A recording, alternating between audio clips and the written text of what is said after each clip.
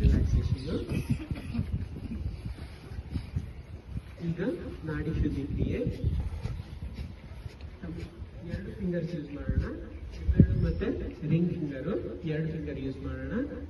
ಮೊದಲನೇದಾಗಿ ಎಡಗಡೆ ನಾಸ್ಟ್ರಲಿಂದ ಉಸಿರನ್ನ ಬಿಟ್ಟು ಮತ್ತೆ ಅದೇ ನಾಸ್ಟ್ರಲಿಂದ ಅದೇ ನಾಡಿಯಿಂದ ಉಸಿರನ್ನ ತಗೊಂಡು ಬಲಗಡೆ ನಾಡಿಯಿಂದ ಹೊರಗಡೆ ಬಿಡೋಣ.